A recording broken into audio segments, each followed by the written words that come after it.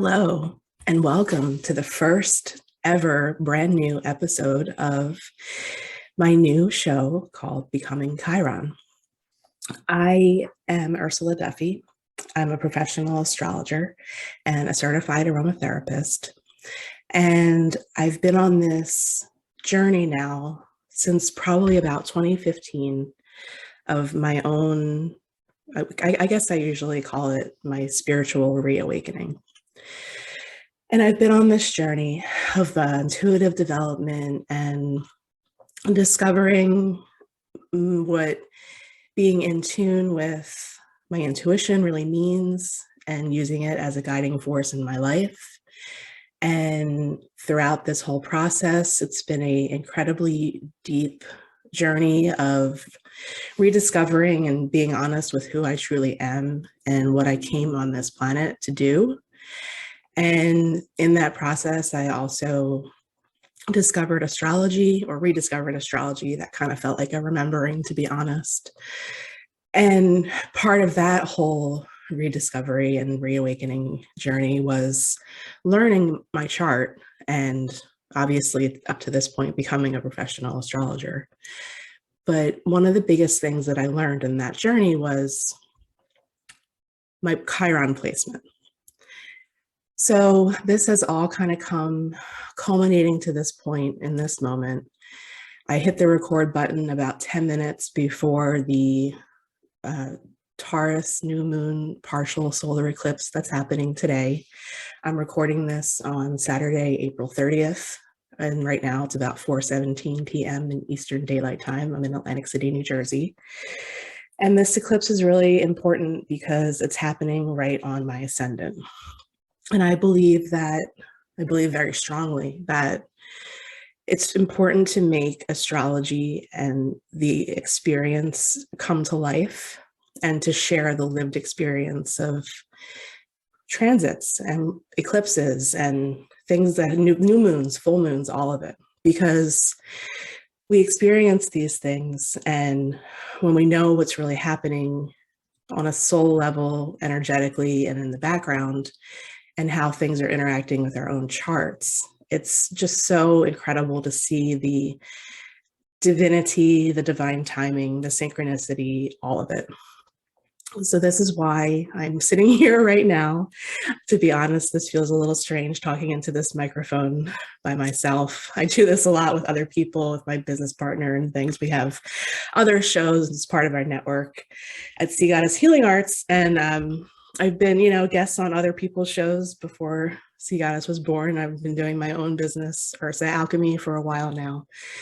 And this is my first time sitting here by myself doing this. So bear with me if I do manage to actually get the whole intro put together for this release. The music that you heard in the beginning was by my dear friend and soul brother, Cassius Kirk of Kind Magma Music. And he's been on his own pretty intense and powerful healing journey. And one of those songs that came out of that is the sample that he so generously gave me to play for all of you in the beginning of the show. So I just want to talk a little bit about my intentions here, why I'm doing this now. And then I'll share a bit about my own chart and why this is so important and why I think that this is part of my mission here on Earth. And we'll talk a little bit about Chiron today. I think that I want this to be a very intuitively guided journey and podcast and share. So I'm going to just tune in and go by what Spirit tells me to share for each episode that I do and each recording, and what stories and things in my life that have happened, because I have a lot to say.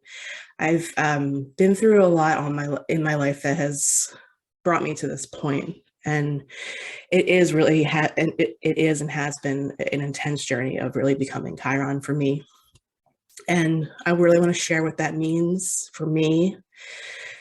I feel that people that have Chiron, where I have Chiron, this will resonate very deeply with. I think to start, this is just going to be a solo show. And then I would like to start inviting people on, or have people send me their own personal stories that I can share with their own Chiron placements and lived experiences with transits and just, having that placement in your natal chart in general. So that's my intention with this. I think that the inner teacher in me has really, really awakened at this point. I have my midheaven, which is your soul's gift to the world, what you're supposed to kind of do publicly in your chart in the 9th house, which relates to teaching and higher learning and all things like that. So every time I get an opportunity to teach, I get really lit up. And that's been a big journey of overcoming fear for me, sharing my voice, doing something like this, say 5-6 years ago, I would never have even done it because I would have been too terrified. Part of this whole experience for me has been an awakening of my voice and being able to speak up, and a lot of self-worth and having confidence in knowing that, or at least believing and getting that to push me to do something like this, that people will really want to hear what I have to say. For anybody that is really familiar with astrology, I'm a Taurus rising and I have Mercury in Scorpio. And that is not exactly a vocal chart placement at all. It is usually known as very tight-lipped. In one of my favorite books, The Inner Sky by Stephen Forrest, he has these little catchphrases for every sign. And for Taurus, he says it's the silent one. And I completely agree with that. I can totally relate to that. So those are my intentions. I think it's important to share the lived experience. It's really the overall and overall encompassing reason why I'm doing this. Because once you start sharing, it really resonates with people, and I think wakes something up inside of the one who's sharing, but also the people that are listening and that can actually relate. So I think it's important, although this is me being very outside of my own comfort zone, but that's part of the journey as well. So I've been feeling a bit of stagnation, I guess is the best way I can put it, in my work.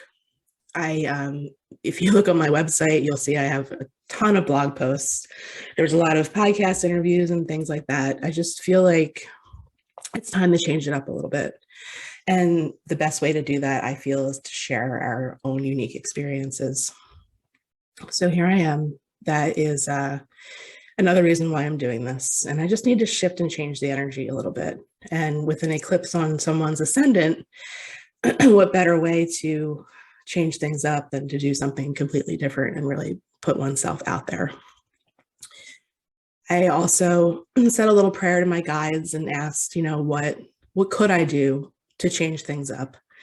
And I had a beautiful week of seeing 1 1 1 and 11 11 and 2 2 2, all of the beautiful things that we know usually are signs and messages that you're on the right track, keep going, it's going to be okay.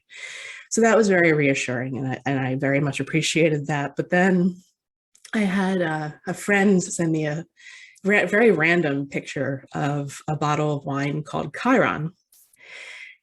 And I chuckled and I was like, okay, got it. That's it. That's the thing. So here we are. And then I have this, I love Louise Hay. And we call her our fairy godmother of self-healing and affirmations. And every year I gift myself her I Can Do It calendar. If you're all familiar with that, you know what I'm talking about.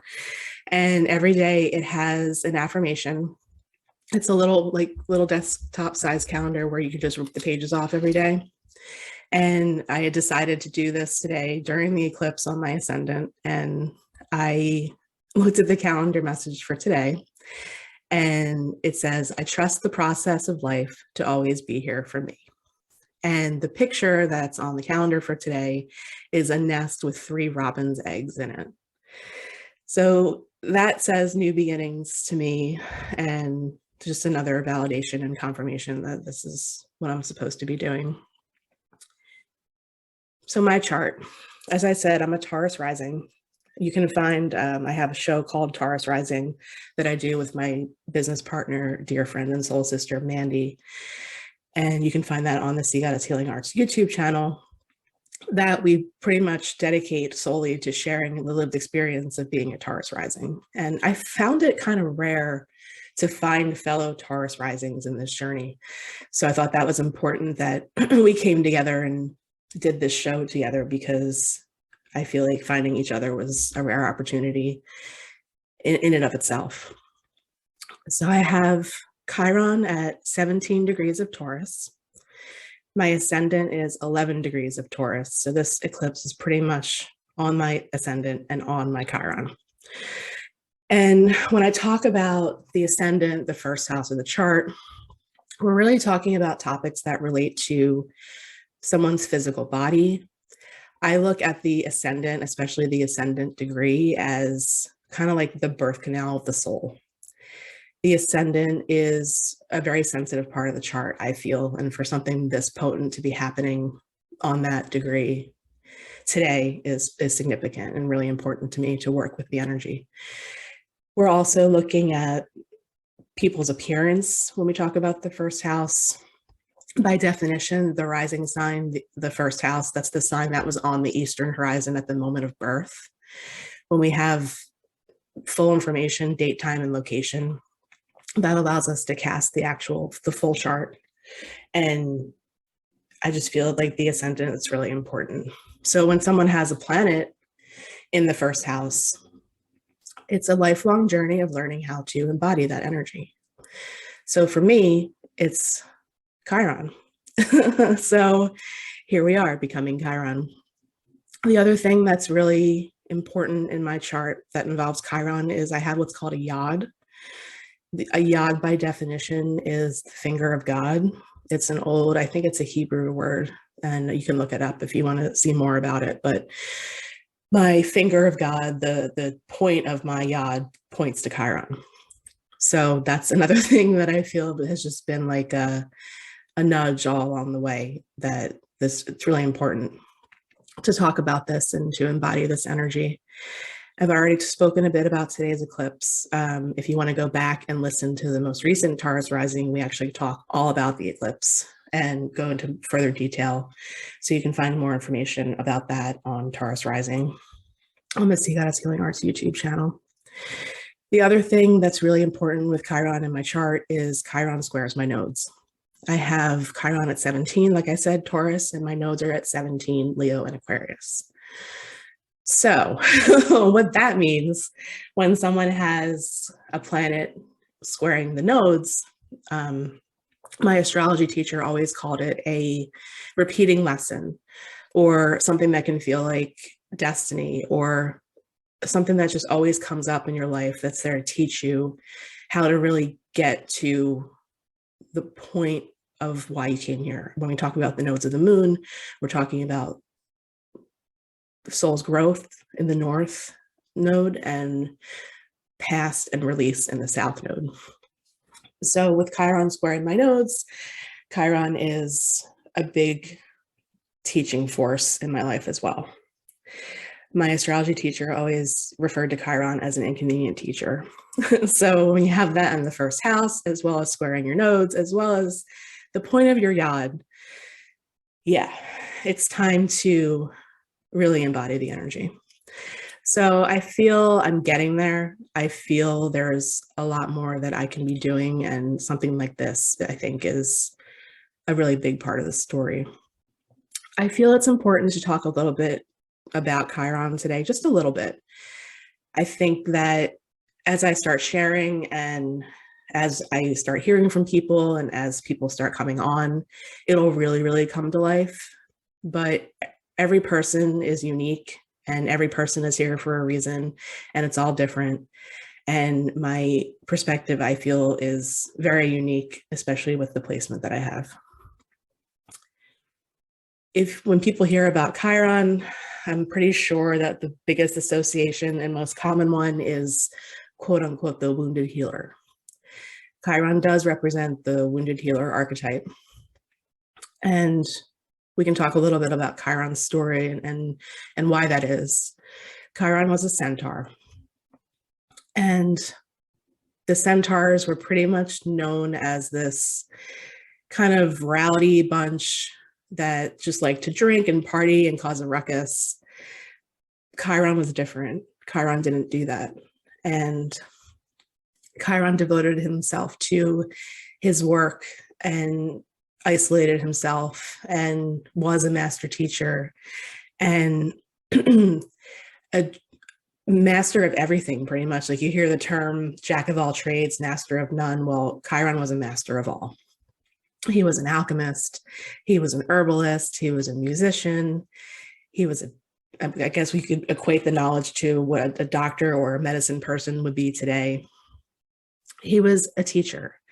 And in isolation is where he, kept himself doing his work, doing his practices, but coming out of that isolation to be involved in a centaur activity is how he got wounded with a poison arrow, and he was not able to heal himself. And he was in so much agony from this wound that he begged for death, and that was granted. And there are other centaurs. There are many, many, many centaur asteroids. Chiron is the one that's pretty much most commonly discussed and talked about. I actually found out in one of the centaur readings that I got one time that my ascendant's actually flanked by Chiron and Chiron's spouse, Chariklo. So I think I want to get into that a little bit too. Eventually, I want to start talking about some of the other centaurs, but my primary focus is Chiron. So the healer and the master that couldn't heal himself. It's a pretty ironic story, unfortunate. And I feel that that archetype is such a lived experience for me. There have been so many things that I'm very excited to share, so many stories of things that have happened to me where the only way was for me to heal myself. And I'm talking just medical problems, injuries, emotional things, experiences, relationships, just all of the things. It's incredibly hard work. It's not easy to go against the grain. It's not easy to take the path less traveled. It's not easy to not want to just pop a pill and make everything go away, to really get to the root of why things are happening. And time again for me, it's been getting to the bottom of the emotional issue, what's being stored, what needs to move. Being a Taurus rising, movement is not one of my big things. Getting my ass in this chair to record this podcast has been a push, but I'm here and now I have the momentum and I've started it. So I'm doing the damn thing. So I've, had this very, very, very long journey of getting guided to natural medicine, like aromatherapy. Like I said in the beginning, I'm a certified aromatherapist as well. Using herbs to an extent. I would never, ever call myself an herbalist, but I dabble. To my diet, to what I do with my body to keep it strong. That's one of the other things that I feel being a Taurus rising is just pretty common in our physical makeup, is just being very muscular and strong people. So I want to share all of that. I'm not quite sure at this point today what story is going to come first next time that I record. But like I said, I want this to be very intuitively and spiritually guided. And I will put the call out again to my guides and we'll see what comes through for what I want to share for next time. So in the meantime, if you are listening to this, if you've found this, if you are somebody who has a very significant Chiron placement, I would love to hear from you. I think it's really important for us to start sharing these stories. Chiron was first discovered November 1st of 1977. So the knowledge of it and putting Chiron in the chart hasn't been around in practice for very long, but Chiron's been there. Chiron's been talking to us. One of my biggest resources on Chiron, Barbara Hand-Clow, calls Chiron the Rainbow Bridge. The Rainbow Bridge, I'll talk about the book ad nauseum. I'm sure we're going to go through a lot of that material. It's the rainbow bridge between the inner and outer planets. Chiron orbits between Saturn and Uranus, so between the visible seen experience from our planet here to the unseen realms. A lot of the centaurs are known as guides of souls. So it's where we connect with things that are beyond us and things that we know are there, but that we can't see. And getting in touch with our intuition and living a life guided by feeling rather than programming, I think, is something else I really want to get into, especially with the Taurus archetype as well, that being a very sensual sign and not just the known senses, the known five, like the beyond senses. I also, along my journey, got attuned to Reiki. Chiron, the root of the word, chiro, of the hands or of the spine. Think of the word chiropractic. So there's a lot to go into as well as far as our spines and Kundalini and our chakras. And I'll be talking all about that as well. So if this has been part of your experience too, I'd love to hear from you. I think that at first, I just want to start sharing whatever you're willing to share. Even if you just never had your chart done, you don't know where your Chiron is, hit me up. We can talk about it. I can give you like a mini reading next time I do a recording. And the way to get a hold of me is my email address and my website. And I'm on ursaalchemy.com, and that's ursaalchemy@gmail.com. It's URSAALCHEMY. That's the first business that I've started. I'm also on seagoddesshealingarts.com, and that's seagoddesshealingarts@gmail.com. So you can find me in both of those places. I'm hanging on by a thread on Instagram. I'm Ursa Alchemy on there, at Ursa Alchemy. I feel like they've really messed with the algorithms lately, and it's just not as much fun as it used to be. I can't even turn on post notifications anymore. Like, it's just ridiculous. So hopefully in the podcast space, this gets found and it gets heard, and I resonate with you. And I'd love to hear your story and share it if you'll give me permission and allow me to do that. So those are the two ways to get a hold of me. I'm pretty sure at this point I'm going to use Anchor to do this podcast. So we'll see how that goes. I'm sending this off with blessings and all of the luck into that virtual space, and we'll see what happens. And if you found me, thank you for being here. Thank you for listening.